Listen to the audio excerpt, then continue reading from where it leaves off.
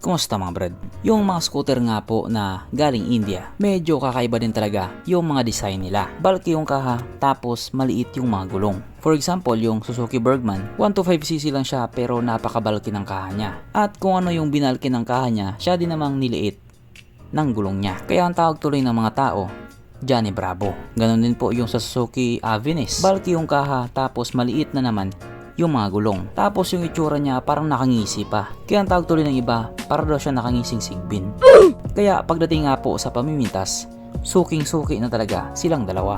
Pero kung ang inaakala nyo silang dalawa lang yung may ganyan, doon ka nagkakamali kasi meron pa. Yes po, there's more. Ito ang kanilang Suzuki Access 125. Kung titignan nga po natin yung itsura niya, parang may tampuhan yung gulong at yung taillight niya. Ang layo kasi nila sa isa't isa. Kasi kahit nga po sabihin nating maliit yung gulong niya, pero kung nasa tamang pwesto naman siya, medyo magiging okay din siya tignan. Kasi yung mga Vespa, di ba? Maliit din yung mga gulong nun. Pero ang gagwapo naman nilang tignan. Don't get me wrong, hindi ko naman po sinasabing pangit itong tignan. Sadyang hindi lang siya pantay. Kaya ang tanong nga po ng mga tao ngayon, ganyan ba talaga pag made in India?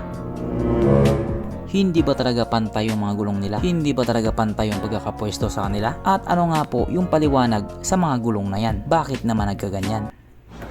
Bakit mo ba ako tanungin? Sige, hindi na kita tatanungin. Pero kung inaakala nyo nga pong ganyan lahat, doon po kayo nagkakamali. Sapagkat ito nga po ang kanilang Suzuki Access electric scooter. Wow! Unang tingin mo pa lang sa kanya, kaya naman pala nila. Kaya naman pala nilang palakihin ng konti yung gulong. Kaya din naman pala nilang ipantay yung mga gulong. At kaya din naman pala nilang pagandahin yung mga design.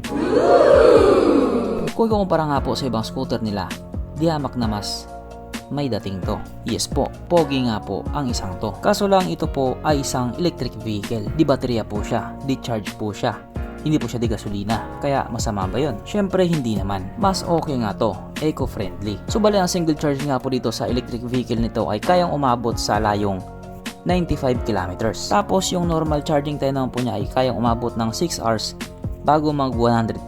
Ano, medyo matagal no? Pero meron naman po siyang fast charger. Nasa loob lamang po ng 2 oras, full charge na siya. At ito nga din po ay kayang tumakbo sa bilis ng 71 kilometers per hour. So para sa typical na Pinoy, hindi talaga siya ganun kabilis. Kasi yung iba, dadaan sa eskinita, nagta-top speed pa. Pero para naman sa iba na chill-chill lang, pwede na to. Hindi na rin biro yung 95 kilometers. Ang layo na rin nun. Pagdating naman po sa kanyang braking system, ito nga po ay naka-disc brake sa harap at drum brake po sa likuran. At itong electric vehicle nga po na ito ay may kabuuang bigat na 122 kilograms. So medyo may kabigatan nga din po talaga siya. Pero syempre kapag tumatakbo na yan, magaan na yan. At isa nga din po sa mapapansin natin dito sa electric scooter na ito, napaka-aesthetic nga po ng datingan niya. At dahil ito nga po ay brand na Suzuki, wala na po tayong pag-uusapan pagdating sa quality. Kasi matibay din talaga yung brand na yan. Kaso lang pagdating sa presyo, wala pa po tayong idea. Kasi hindi pa po siya official na nilabas. Ilalabas pa lang nila. Pero kahit nga po ganun,